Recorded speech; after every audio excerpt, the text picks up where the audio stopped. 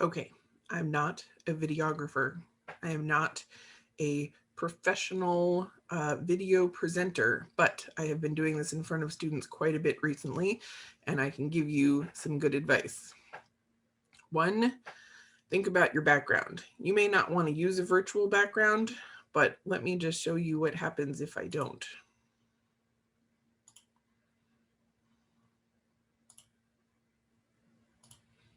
Now you can see the room I'm in. That's not wrong, but if you don't have a nice neutral background to sit in front of, you might want to consider a virtual background because too much clutter behind you is going to make it hard for your students to focus on what you're presenting.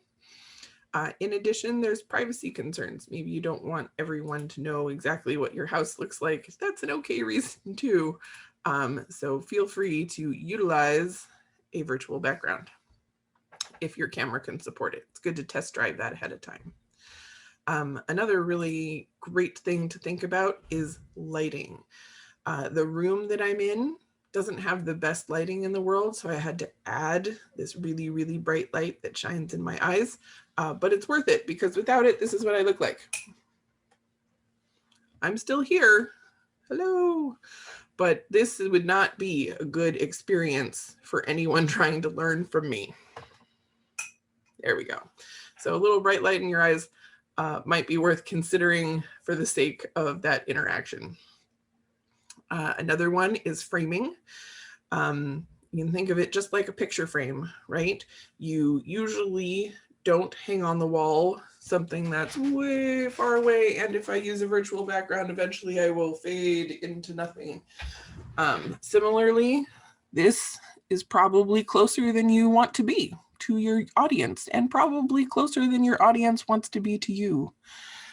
Trying to get yourself framed in your screen just increases the comfort of you and your audience.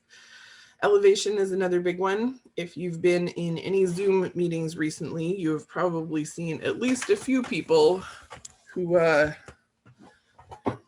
maybe are shooting from below and you get an uncomfortable look of their chin, neck, and nose. Instead, it's definitely better to be at least eye level with your camera. Looking up a tiny bit is actually even better, but I have not been able to figure out how to do that in my office here. So you definitely want to aim for at least that level with the camera elevation. And last but not least, it is definitely common to only look kind of down here, your other people that you're presenting at, or maybe the chat box, but especially if you're trying to deliver an impactful message or get people to really understand that you're trying to connect with them, bite the bullet and look into the camera. This was really hard for me to get used to, and I'm still not great at it, but it's a good thing to practice.